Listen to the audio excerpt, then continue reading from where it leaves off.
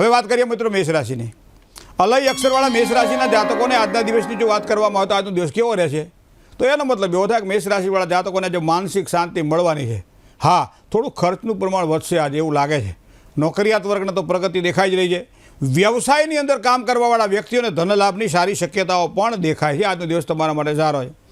વૃષભ રાશિ, બહુ અક્ષર છે તો રાશિ વૃષભ છે. માનસિક પરેશાની કદાચ થોડીક આજના દિવસ માટે રહે તેવી શક્યતાઓ દેખાઈ રહી છે. કામકાજમાં કદાચ થોડી વધારે મહેનત કરવી પડશે. ધંધાની અંદર એક સામાન્ય ફાયદાની શક્યતાઓ પ્રબળ બની રહી છે.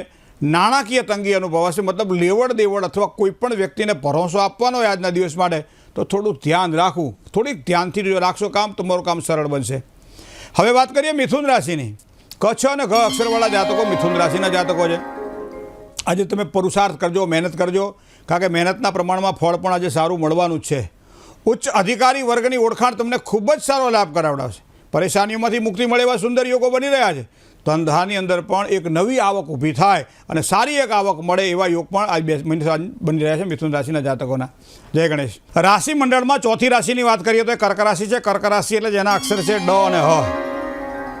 કોઈ પણ કામકાજ નવા કરવાના હોય તો આજના દિવસ માટે સારા લાભની સંભાવનાઓ પ્રબળ બને છે. પ્રમોશન હોય, પગાર વધારાની વાત હોય તો તમને સારી અને નવી તકો મળે તેવી શક્યતાઓ પણ દેખાય છે.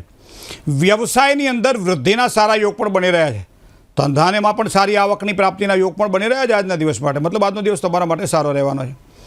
સિંહ રાશિવાળા જાતકોને જેના અક્ષર મ અને ટ છે, આજના દિવસની જો વાત કરવામાં આવે તો કસોટી થાય, પણ કોની થાય? જે વ્યક્તિ એને લાયક હોય. ધીરજથી કામકાજની શરૂઆત કરો તો કાંઈ વાંધો ના આવે. કોઈ કામમાં બને ત્યાં સુધી ઉતાવળ આજના દિવસ માટે ન થાય એનું ધ્યાન રાખવું. નજીકના કોઈ સંબંધીઓ, સ્નેહી હોય કે મિત્રો હોય, વૈચારિક મતભેદની શક્યતાઓ આજના દિવસ માટે દેખાય છે. થોડોક માનસિક તણાવ પણ રહેશે. ભગવાન સૂર્યનારાયણને અર્ઘ્ય આપી, ગોળ ખાઈને પાણી પીને દિવસની શરૂઆત કરો, આનાથી વધારે સફળતા મળશે. હવે વાત કરીએ કન્યા રાશિની. પઠ અને ણ અક્ષર છે કન્યા રાશિના જાતકોના. કોઈ પણ કામકાજ જ્યારે કરતા હોઈએ ત્યારે સફળતા માટે માણસ મહેનત તો કરતો જ હોય છે, પણ આજના દિવસ માટે કામકાજની સફળતા માટે તમારે સંઘર્ષ પણ કરવો પડશે. સ્વજનો દ્વારા કદાચ થોડી પરેશાનીની શક્યતાઓ દેખાય છે. કામકાજમાં મહેનત પછી જ તમને સારું ધન પ્રાપ્ત થશે. કોઈ પણ રોકાણ માટે સમય સારો નથી. સાચવીને કામકાજ કરજો. બીજા કુંડળીમાં ગ્રહો સારા હોય તો યોગ્ય ધ્યાન રાખીને રોકાણ કરજો તો તમારા માટે દિવસ ખૂબ જ સારો રહેશે. જય ગણેશ. તુલા રાશિની વાત કરીએ. ર અને તો અક્ષરવાળા જાતકો તુલા રાશિના જાતકો છે. પૂર્વ નિયોજિત કામકાજમાં સારી સફળતાના યોગ તુલા રાશિના જાતકોને આજના દેખાઈ રહ્યા છે. રોજગારમાં કોઈ નવી અને સારી તકો મળે. બુદ્ધિશક્તિનો ઉપયોગ કરી શકાશે. આજે જેટલી મહેનત કરશો એ મહેનતના પ્રમાણમાં સારું ફળ આજના દિવસ માટે મળવાનું છે. હવે વાત કરીએ વૃશ્ચિક રાશિની. ન અને ય જેના અક્ષર છે એવા વૃશ્ચિક રાશિવાળા જાતકોને દેવામાંથી મુક્તિ અથવા તો રાહત મળે. આજે દિવસ સારો છે. શેર બજારમાં પણ સારો લાભ થાય. ક્યાંક આકસ્મિક ધનલાભની શક્યતાઓ પણ દેખાઈ રહી છે. વ્યવસાયની અંદર કોઈ નવા કોન્ટ્રાક્ટ મળે, નવા કામકાજ મળે, આવા પણ યોગ બની રહ્યા છે.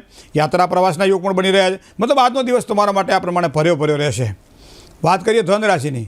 ભ, ધ, ફ અને ઢ અક્ષર છે ધન રાશિના. સંતાન વિષયક થોડી તકલીફ રહેશે આજે. ખાસ કરીને મહત્ત્વના કામકાજની અંદર થોડો વિલંબ દેખાઈ રહ્યો છે. સ્વાસ્થ્યની બાબતમાં થોડું સાચવવું પડશે.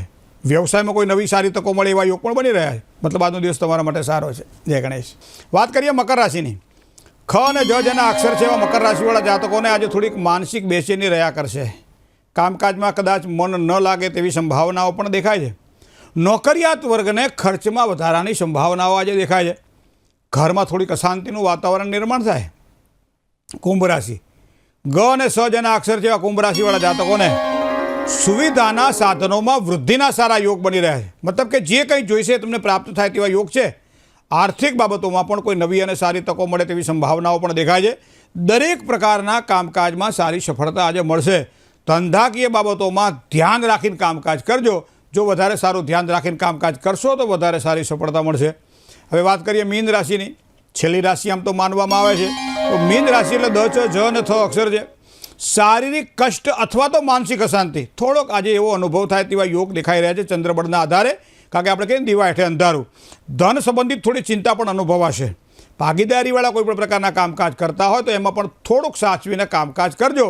કામકાજના પ્રમાણમાં જે કંઈ ફળ મળવું જોઈએ થોડું ઓછું મળે તેવી શક્યતાઓ પણ દેખાય છે. જય ગણેશ.